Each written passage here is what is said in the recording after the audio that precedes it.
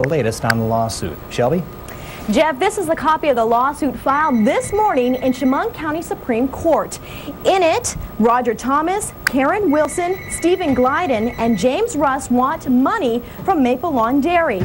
All four say they were infected with hepatitis A virus in October.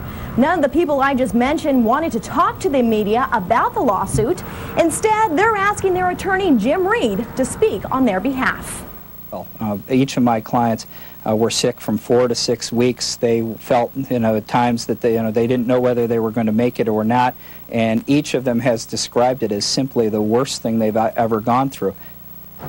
This lawsuit is separate from the lawsuit filed last week by the widow of Donald Rockwell. Rockwell died from complications from hepatitis A after eating at Maple Lawn Dairy. Coming up on WETM 18 News at 6, I'll tell you what this means for the potential lawsuit against the Chemung County Health Department. Live in the Satellite Center, Shelby Stafford, WETM 18 News.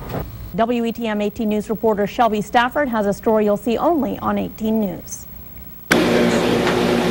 This is video shot last year inside Maple Lawn Dairy after the hepatitis outbreak.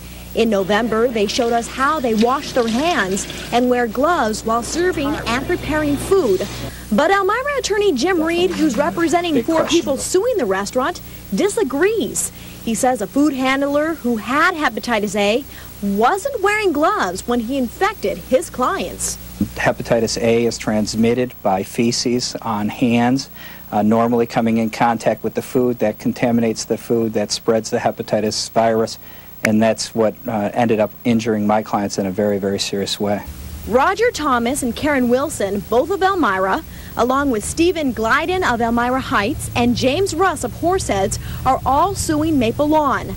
Maple Lawn Dairy General Manager Jamie Fortier did not want to speak to WETM 18 News about the lawsuit.